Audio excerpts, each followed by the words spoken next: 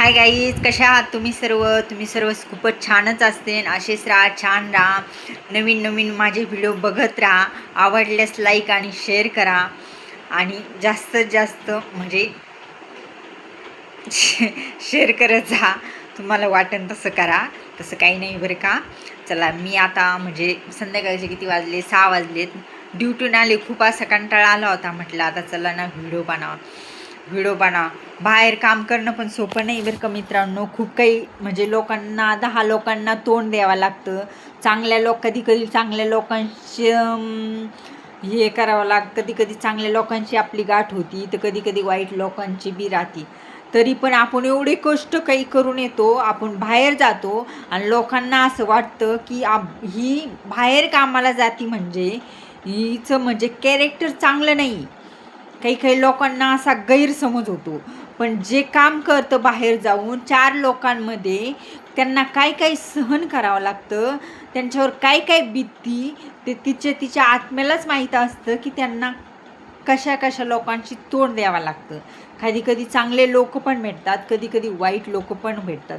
कधी जर आपण छोटं मोठं जर काम करत असेल तर ते कामामध्ये पण आपल्याला म्हणजे काम काही छोटं मोठं नसतं. कधी कधी आपण म्हणजे छोट्या लेवलला असतो, आपण छोट्या म्हणजे खालच्या लेवलला म्हणला, म्हणजे छोटं काही जास्त काही मोठ्या पोस्टला नसतो.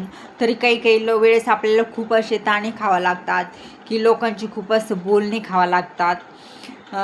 खूप काही असं म्हणजे सहन करावं लागतं. की काही काही लोकांना असं वाटतंय की बाहेर जाती म्हणजे की हिला खूप असं म्हणजे चांगलं आहे बाहेरचं वातावरण. पण जे बाहेर जातं घर सोडून, बाहेरचं वातावरण कसं असतं त्या बाईलाच जाऊन विचारा. की बाहेर 8-8 घंटे 9-9 घंटे बाहेर राहती आणि म्हणजे 10-10 20-20 50-50 100-100 लोकांमध्ये काम करती.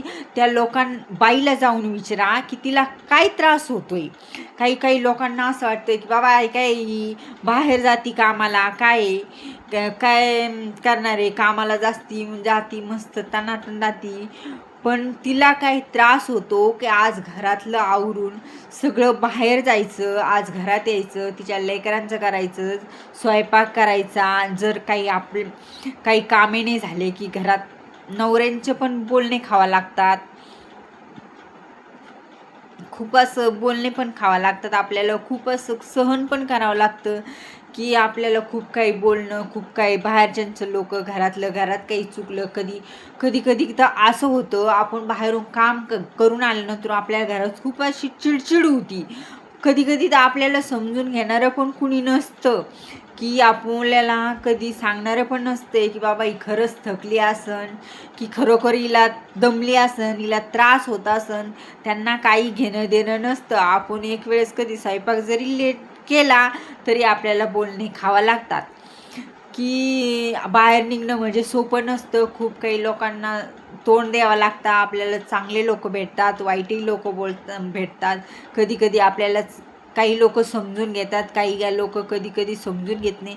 आपल्याकडं कामावरती थोडीशी जरी गलती झाली, थोडं जरी आपण 2 मिनटं जरी बसलेलं दिसतो, तर आपल्याला कधी काय ते लोक बोलून जाते ते आपल्याला समजत सुद्धा नाही.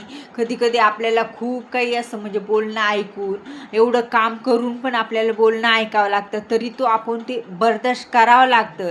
कारण आपल्याला कामाची गरज असते, की आपल्याला माहीत असतं की बाबा आपलं पोट याच्यावरतीच आहे, आपण इथं काही बोलणं चुकीचं आहे.